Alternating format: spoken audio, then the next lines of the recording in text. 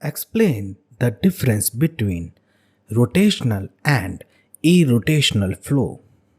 Rotational flow is when the particles of fluids are all rotating about their own axis, in addition to their other movement.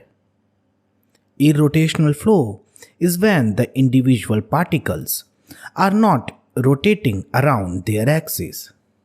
The answer to this question would be: in rotational flow, the vorticity is non-zero, and in irrotational flow it is zero. In irrotational flow, the net rotation of a fluid element about its own mass center is zero as it moves from one place to another. What is boundary layer? In physics and fluid mechanics, a boundary layer is the layer of fluid in the immediate vicinity of a bounding surface where the effects of viscosity are significant.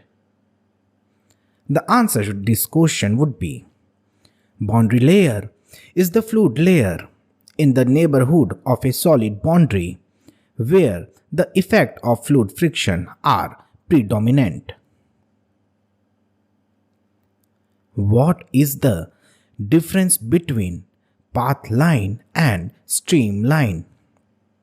Streamlines are a family of curves that are instantaneously tangent to the velocity vector of the flow.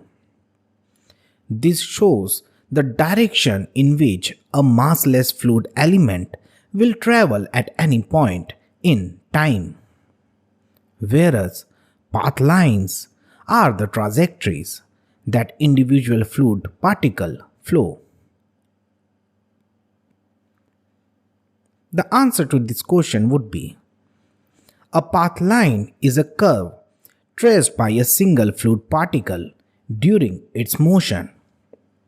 A streamline, on the other hand, is an imaginary line drawn in a flow field, such that a tangent drawn at any point on this line represents the direction of the velocity vector. There is no flow across the streamline.